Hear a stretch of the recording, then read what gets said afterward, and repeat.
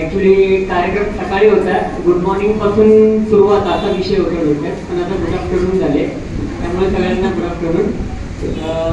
व्यासपीठावर बसलेले सर्व मान्यवर, देशमुख सर, कळंबुले सर आणि इतर, तसेच आयकॅटचे जे कळंबुली ब्रँचच्या करता धरता आहेत, सीमा जगताप मॅम आणि सर्व स्टाफ, त्यांना मी हा जो कार्यक्रम आहे तो यशस्वी झाला असं मला वाटतं.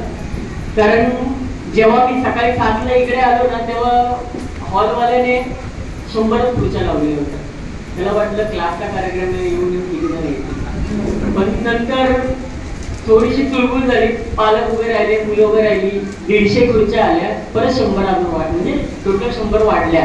म्हणजे पालकांना एवढा भरभरून प्रतिसाद मिळाला, यामध्ये तुमचा कार्यक्रम यशस्वी झाला पाहिजे. आणि ते यशस्वी होण्याचं कारण हे आहे की मॅडमनी आणि क्लासने आणि सरांनी यश तेवढं मिळवलेलं आहे. आणि यश कुणामुळे मिळालेलं आहे, तर यश या मुलांमुळे मिळालेलं आहे. आणि या मुलांच्या पाठीमागे आमच्यासारखे, तुमच्यासारखे पालक उभे राहिले. वर्षभर त्यांनी, म्हणजे मी 11 वर्ष नोकरी करून 7-8 वर्ष व्यवसाय करतोय. 11 वर्ष नोकरीमध्ये किती मन लावून आपण काम करतो. गव्हर्नमेंट वाला असेल तर त्याला माहिती, प्रायव्हेट मध्ये असेल तर रडत रडत करतो, हे मी सांगतो, कारण मी पण कॉर्पोरेट लेवलला होतो 11 वर्ष. पण मुलांच्या अभ्यासासाठी किती मन लावून पालक त्याच्याकडे लक्ष देतात आणि द्यायला पाहिजे, हे आम्हाला जर कुणी शिकवलं असेल ना, तर देशमुख सर आणि सीमा मॅमने शिकवलं. मी माझं कॉलेज 2006ला कम्प्लीट झालं. त्याच्यानंतर मी जॉब करतोय, व्यवसाय करतोय. पण मागच्या 2 वर्षापासून मी अभ्यास करत नाही, पण माझं लक्ष असतं की काय चाललंय काय नाही. 2 वर्षापूर्वी आता दिवाळीमध्ये मी माझ्या भिंती जरा साफ केल्या. नाहीतर माझ्या घरामध्ये बेडरूमचा दरवाजा, हॉलचा भिंत, हॉलचा मेन डोर आहे, त्या दरवाजाच्या मागे ते पाहुणे आले की नाही, आपण बीम मधून बघतो का नाही, ते पण दिसत नव्हतं. त्याच्यावर पण सगळे फोटो झेरॉक्स आणून लावलेल्या आणि व्हिडिओ होते, ऑडिओ कॅसेट बनवलेल्या मुलांनी, स्वतः त्यांनी रील्स बनवलेल्या जनरल नॉलेजच्या. आणि मग त्याच्यासाठी तो फोनचा स्पीकर घेतला. मग मुलगा टॉयलेटला जरी गेला ना 10 मिनिटासाठी, तर त्या टॉयलेटच्या समोर तो स्पीकर ठेवायचा.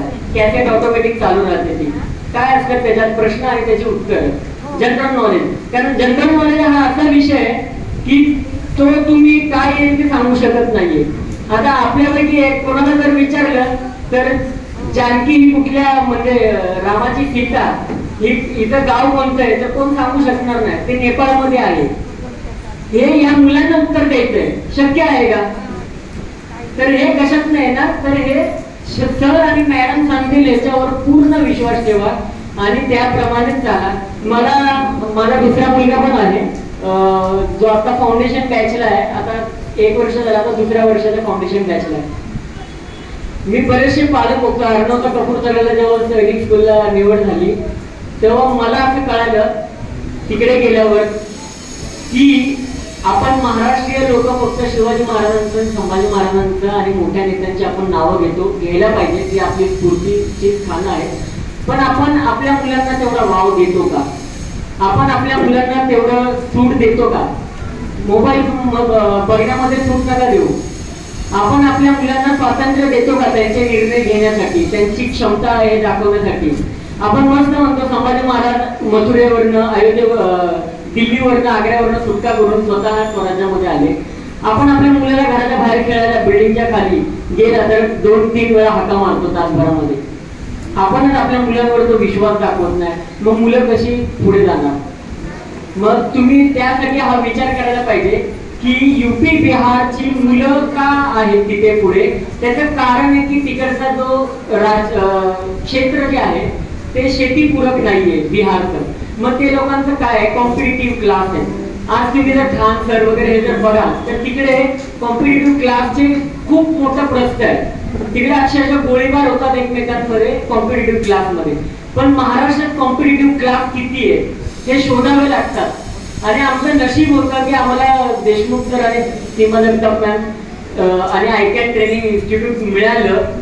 आणि त्यामधून आमच्या मुलांना, म्हणजे तो दगड असतो ना त्याला जे तराशण्याचं काम होतं, हिरा बनतो, ते आयकॅन ट्रेनिंग इन्स्टिट्यूटने आणि सीमा मॅमने केलेलं आहे. पहिलीच बॅच होती ही मागच्या वर्षी एकदम पहिलीच बॅच होती आणि 5 मुलं सिलेक्ट केली.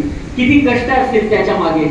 आपल्या मुलाला आपण शाळेमध्ये वर्गामध्ये पहिला इयर तर त्याच्या मागे किती मेहनत करावी लागते, प्रायव्हेट क्लास लावावे लागतात.